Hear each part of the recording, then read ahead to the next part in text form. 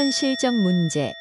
이별의 핑계일까? 자, 그래서 마음의 문제가 아니라 상황적 문제나 아니면은 뭐 주변 사람들에 의해서 헤어짐을 겪는 경우가 있는 것 같아요. 특히나 요즘에는 좀 서로 이제 경제적인 이유 때문이나 혹은 미래의 문제나 이런 현실적인 이유 때문에 헤어짐을 선택하는 경우도 간혹 있잖아요. 그렇죠. 그래서 우리 날개님은 어떠세요? 내 마음의 문제가 아니라 환경에 대한 문제 때문에 헤어짐을 선택한 적이 있나? 약간 어릴 때는 제가 생각할 때 음. 남자들이 관계를 정리하기 위한 변명의 수단으로 많이 했던 게 난 지금 연애할 그 정신이 상황이 아니다. 상황이 그지? 아니야. 그 라고 하는 거. 대학교 졸업반 때 그런 말 많이 하고. 네, 그때쯤 대학 맞아, 재딩 때 맞아. 많이 들었던 것 같아요. 20대 초중반에.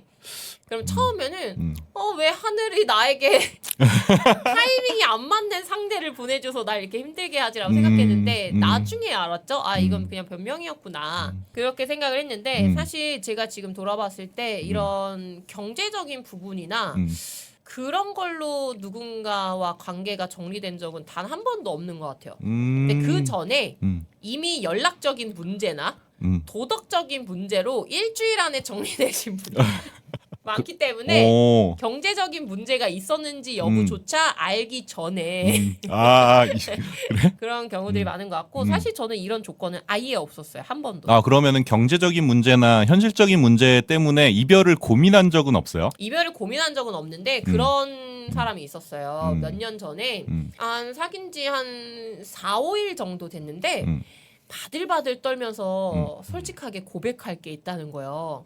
그 전에 바들바들 솔직히 떨면서? 무슨 생각을 했냐면 이혼했나? 애가 있나? 그런 건 그 정도로 그 정도로 되게 이게 손이 긴장을 정말 하고 있는 거? 바들바들 진짜? 떨면서 음. 진짜 내가 오늘 헤어지자고 시주당하는 할까봐 것처럼. 정말 고문실에 끌려온 그 사람처럼 진짜 바들바들 떠는 게 너무 보이는 거야. 온몸이 다 떨리고 있는 거야. 왜 뜬금없이 그랬을까? 그래서 왜 뭐 때문에 그러는데 하고 이제 얘기해 보라고 했더니 자기가 빚이 있다는 거예요. 그리고 내가 빚이 얼마나 있길래 너 이렇게 긴장을 하고 말하는 거야 했더니 자기가 주식을 해서 돈을 날렸대. 근데 저는 주식을 모르니까 사실 그때 들었을 때 당시에는 몰랐는데 나중에 생각해 보니까 주식은 내가 돈을 넣고 이걸 날리면 날리는 거지 주식을 하는데 왜 빚을 졌지라는 걸 나중에 생각을 했어요. 근데 그 대상과 만나면서는 빚이 있다라고 하는 문제가 저한테는 되지 않았거든요. 근데 헤어지고 나서 이제 친구들이랑 뭐 왜 헤어졌어 이런 얘기 할 때 뭐 몇 가지를 얘기했는데 근데 뭐 빚이 있다고 얘기를 했었는데 사실 난 그건 괜찮았어 했더니 너 주식했는데 빚 있는 게 왜 있는지 알아? 그래서 이렇게 얘기를 하는 거예요.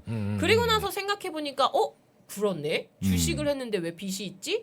라고 생각을 했더니 이제 선물? 네, 그걸 한 것 같다라고 이제 주변 친구들이 얘기를 해주는 거죠. 근데 이거는 거의 도박과 같아서 사실 그걸 네가 그때 당시에 알았더라면 너의 이 도덕성에 부합하지 않았기 때문에 그는 그때 헤어졌을 것이다.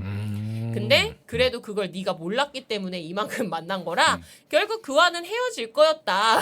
뭐 이렇게 얘기한 사례가 있긴 했거든요. 근데 경제적인 부분이나 뭐 직업이나 진로 이런 건 크게 문제가 되진 않는데 예를 들어 그 나와 만나는 사람이 지금 회사 문제 때문에 나 부산으로 가야 돼. 제주도로 가야 돼. 라고 연애한 지 뭐 한두 달밖에 안 됐을 때 얘기했다?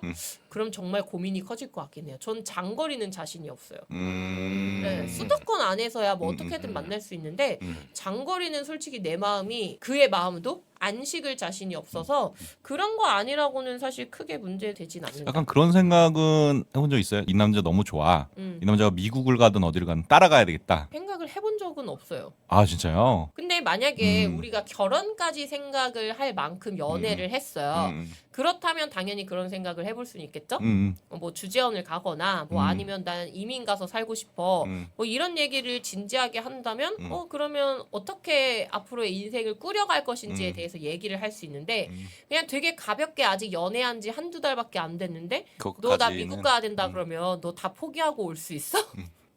만약에 이렇게 물어본다면 나는 그 자리에서 예스라고 말 못할 것 같아요. 그거는 그냥 굉장히... 사실은 떠보는 것밖에 되지 않는다고 생각을 하기 때문에 그렇게 나도 진지하게 대답할 질문은 아니라고 생각해요. 굉장히 멋진 분이십니다. 어디에 의존하지 않고 의존하진 않죠. 본인 커리어를 가져가신다는 게. 네. 그러면 우리 친구님은 어떠세요? 근데 약간 남자는 이런 네. 거 되게 스스로 이제 생각을 되게 많이 하는 것 같아요. 어쨌든 뭐 이런 것 때문에 저도 헤어져 본 적은 없지만은 예를 들어서 현실적인 뭐 돈 버는 부분이나 되게 많으면은 뭐 더 자신 있게 되는 부분도 있고 그 수입에 따라 갖고 좀 자신 없게 되는 부분도 있는데 근데 이게 이제 약간 연애를 끝내는데 큰 영향을 미치진 않는데 심리적으로 약간 주눅이 들거나 그리고 일단 그런 거 있죠. 네, 그리고 이게 사실 이 현실적인 거는 사실 문제가 안 되는데 네. 자존심 문제거든요. 그래서 뭐 맞아. 어쨌든 우리나라는 그 또 이심양면에 약간 그런 나라잖아요. 맞아, 뭐 맞아. 대기업 다니냐 보여지는 게 중요하고. 어떤 회사를 다니냐 약간 요런 거에 이제 벌이 자체나 아니면 뭐 소비 자체는 그렇게 크게 차이는 나지 않는데 큰 회사 사람들의 이제 얘기를 듣거나 이제 그러면은 뭐 작은 데 다니는 사람으로서는 이제 좀 주눅들 수도 있고 괜히 이제 좀 이렇게 그동안 쌓아온 어떤 컴플렉스들이 네. 터질 수도 터지는 있고. 거죠. 그래서 사실 현실적인 문제보다는 현실 문제로 이제 나타나는 그런 비교 문화에서의 그런 심리적인 문제가 더 큰 것 같아요. 비교? 남자는. 네. 그런 게 있는 것 같아요. 그렇네, 솔직히 그럴 수 얘기해서 괜히 문제가 안 되지만은 여자가 그 얘기 한번 꺼냈다고 남자가 이제 긁힌 거죠. 맞아요. 네. 근데 여자가 그런 말을 꺼낸다는 건 여자가 경제적인 부분에 굉장히 중요도를 가지고 있기 때문이거든요. 근데 얘기를 듣다 보니까 그런 생각이 좀 드는 게 어쩔 수 없는 것 같아요. 친구님이 말한 게. 왜냐면 여자분들 중에서 뭐 저처럼 외모를 보는 사람도 있고 뭐 아니면 도덕성을 보는 사람도 있고 사실 저는 금전적인 거나 경제적인 건 일절 안 봐요. 그러니까 빚이 있어도 사실 상관이 없었고 그게 뭐 둘이 같이 못 갚을 정도고 정말 부도덕하게 이렇게 생겼다라고 하면 당연히 뭐 만날 수가 없겠지만 뭐 집에 누가 아파서 어쩔 수 없이 내가 자식으로서 금전적인 도움을 취해야 했다거나 아니면 내가 지금 중간에 뭔가를 잘해보려고 가게를 하나 차렸다가 실패를 했다거나 뭐 이런 사유로 생긴 빚이라면 사실 크게 문제가 될 것 같지 않거든요. 근데 주변에서도 이제 보면 경제적인 부분을 높게 보시는 분들도 많으니까 근데 이거 나쁘다 좋다 볼 수는 없는 거고 본인의 기준이라서 그렇다고 하면 남자분들도 경제적인 부분에 있어서 부담을 느낄 수 있겠다. 왜냐면 여자들도 날씬해야 되고 뭐 예뻐야 되고 뭐 이런 부분들에 있어서 어느 정도 강박이 있는 것처럼 남자분들도 경제적인 부분에서는 좀 그런 게 있을 수 있겠다라는 생각이 들고 또 듣다 보니까 하나 생각이 나는 게 경제적인 부분은 저는 안 보는데 그건 있어요. 어떤? 나랑 데이트를 하는데 돈을 너무 아껴. 그건 벌이와는 상관이 없어요. 돈을 아낀다는 개념이 어떤 거예요? 이 더치페이만 해도 쟤는 돈이 아껴 이런 느낌인 거예요? 아니면은 더치페이를 할 바엔 내가 사고 말거든요. 근데 뭔가 매번 쓸 때마다 약간 한 발 빼는 느낌이야? 한 발 빼는 느낌? 자꾸 내가 계산하기를 원하는 그런 뉘앙스가 풍겨지면 어릴 때는 좀 그랬어요. 이 사람이 벌이가 좀 힘든가? 그럼 내가 먼저 그냥 나가서 해주고 그럼 되지라고 생각했는데 지금은 되려 그 부분에 있어서는 이거 왜 계산하면서 계산을 하지? 라는 생각이 좀 드는 것 같아요. 어차피 밥 사면 술 내가 살 거고 아니면 오늘은 그냥 내가 다른 생각하느라고 결제를 못했으면 다른 날 내가 2번 할 수도 있는 거고 우리 다 돈 벌고 나이가 이제 40인데 그 얼마 되지 않는 몇만 원을 좀 오늘 한 번 덜 내겠다고 뒤로 발을 빼는 듯한 모습이 보이면 계산하는 태도. 그 계산적인 태도가 너무 매력이 떨어져요. 어차피 길게 관계를 생각하면 뭐 다 맞춰지는 정말 나랑 건데. 깊은 관계까지 생각을 한다면 결과적으로는 네 돈이 내 돈이고 내 돈이 네 돈일 수 있잖아. 그렇죠. 응. 그리고 우리가 원데이 투데이만 볼 거면 오늘 제가 밥 사고 나 다음에 튀어야지 뭐 이럴 것도 아니고 뭐 며칠 뒤에 또 보고 계속 데이트를 할 텐데 그런 금전적인 부분으로 발을 뺀다? 너무 매력이 없어요. 그건 한 번에 벌이와는 상관이 한 번에 없어요. 확 식어버리는 거예요?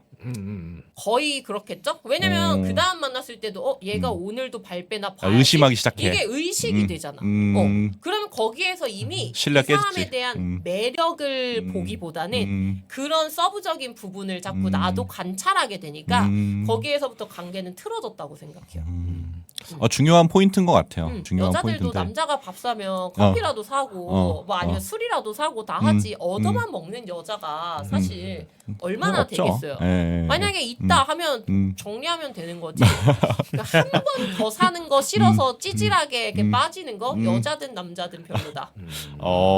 남자들이 조금 특히 그 비용의 문제에 좀 약간 많이 이렇게 민감한 것 같아요. 근데 저도 약간 그렇죠. 옛날에는 그런 부분들이 사실 되게 민감했거든요. 근데 이게 약간 결국 그런 것 같아요. 그러니까 소탄대실이라고 그래가지고, 네 작은, 그러니까 처음에 어쨌든 맞아. 이게 나중에 이렇게 비용 막 이렇게 뭐 사귀고 연애하고 약간 보면은 결국은 이제 좀 비슷해지거든요. 맞아요. 시간이 흐를수록 맞아. 사실 그리고 처음에는 어쩔 수 없이 이 구조가 남자가 조금 많이 내야 되는 구조인 것 같아. 근데 그러다가 진짜 잘 되면은 사실 이제 어쨌든 이렇게 평평해지니까 약간 남자분들이 그 뒤는 좀 잘 모르시는 것 같고 앞만 좀 이렇게 근데 보통 남자가 밥 사면 여자가 커피를 사잖아요. 맞아요. 그 기준으로 보면 남자가 더 쓰는 게 맞는데 저와 같은 술쟁이들은 밥을 먹고 커피를 마시러 가지 않잖아요. 술 마시러 가거든요. 제가 그죠. 더 써요.